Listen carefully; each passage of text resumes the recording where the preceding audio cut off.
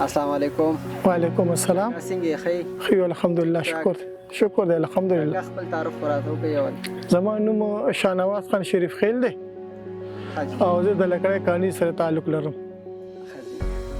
تاسو زمینداری دغه سره خپل تعارف وکړئ. زه خو بیسیکلی بنیادي زمینداران یو د نیکه د وختونو پلاران هم دغه رنګ زمینداری کوي او زما خپل ځاني خانقاه چې کوم دی زما خپل خودکاش زما تقریبا 32-35 کنال غنم می کرلی دي او دغه رنګ زمیندار هم کرلی دي او داسې 15 سال 50 جریب از مکم نه اجتماعي د پلان څه کرلی موږ غنم کرلی دي. اوجی غنم ستاسو اوس په کوم سټیج باندې دي؟ زموږ غنم خو تقریبا یو میاشت کې چې کرلیم دي او دغه سی بس دغه د درو پټ والدینو څه مسایل د تکاکا راغلي دي لکه تاسو چې کرل اوس پورې ستاسو د غنم لکه د یو میاشتې نو د یو میاشت کې چې کوم دی ستاسو پټي ته څه ضرورت دی او دې نه مخکې تاسو ته پکې لکه څه مسلې راغلي دي؟ زموږ د خو مسلې زیاده ټولو نه مخکې دا دي چې یو خو زموږ د خلک چې کوم دي کمزوري دي بنیادي دي ولا خاورم په وخت نشي ورکولې پیسې ورسره نه وي کې کوم وخت کری هغه وخت پیسې ورسره نه هغه نه پسته خبر وروړي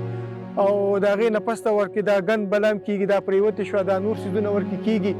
نو دا غي د سپری ماتر بیا پوره مسله وي چې بیا غن من ورکې شي خوره ولا پوره ورکړي نه لګړې د خور چې ولا ورکې هغه ته نه غن من اخري نو زموږه پیداوار ډیر کم کیږي تقریبا په سلور کنالو کې 10-12 من غنم کیږي زیات نه کیږي په لو کې تکلیف ټول غن من پکې وي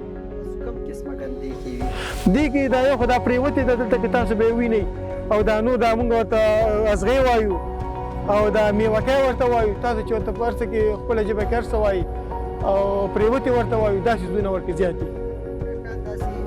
بیماریان وغیرہ په راځي بیماریان خور باندې راځي دا خیری کور باندې دا زړپته په راځي تیلیانی تیلیای او تیلیان په زړپته به وخت غنم لا وخت پکوي او دا زړ شي او غنم واړه راشي ځکه چې عمر برابر نه کاکا تاسو له داسې یو ټیم راځي چې دلته کې د هغې په طریقې کار تاسو روان یا تاسو ګایډ کوئ؟ موږ ته یو ټیم راځي د هغې نوم دی کسان مددګار هیلپلاین